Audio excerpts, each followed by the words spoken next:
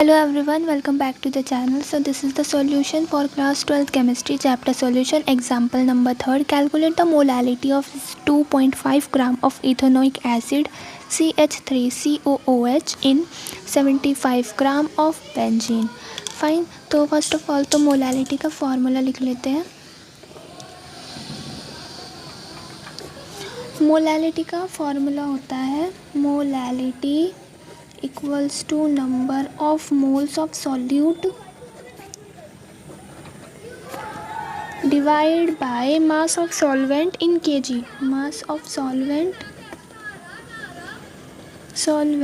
in kg. तो first of all तो हमें मोल्स निकालने होंगे किसके, सॉल्यूट के. उसके लिए मुझे चाहिए होगा मोल्स का फॉर्मूला. मोल्स का फॉर्मूला होता है given mass divide by molar mass. ठीक है, तो यहाँ पे जो सॉल्यूट है वो इथेनोइक एसिड हो जाएगा जिसका फॉर्मूला ये है. इसका मेरे पास गिवन मास तो है 2.5 ग्राम.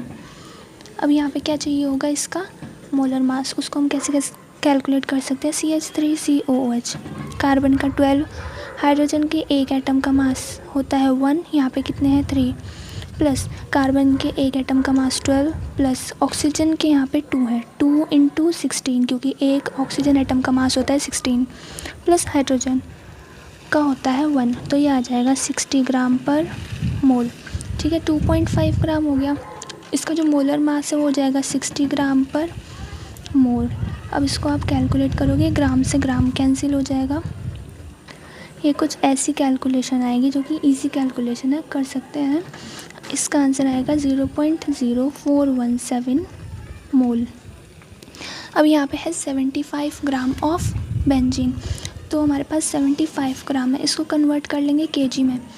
ठीक है, तो डिवाइड कर देंगे सिंपली. अभी हमारे पास केजी में आ चुका है 0.075, जिसको मैं क्या लिख सकती हूँ 75 × 10⁻³ kg. दोनों फॉर्मेट चलेंगे. जस्ट फॉर कैलकुलेशन के लिए हम थोड़ा ऐसे में प्रेफर करते हैं. अब मैं निकाल लेती हूँ इसकी मोलैलिटी जो क्वेश्चन में पूछी थी.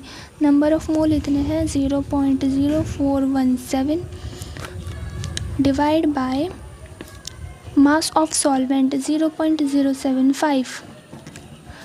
यहाँ पे ये 4, यहाँ पे 3, तो ये आएगा 417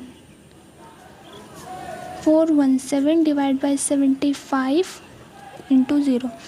सिंपल आप इसको डिवाइड करोगे तो ये आएगा 0.556. अब या तो आप इसको लिख दो मोल पर केजी, या फिर हम क्या लिख सकते हैं, क्योंकि यहाँ पे मोलैलिटी पूछी है तो मैं स्मॉल m का भी यूज़ करती हूँ. अगर मोलैरिटी पूछी होती तो हम कैपिटल M का यूज़ करते. So this is the solution for the example number 3rd of chapter solution.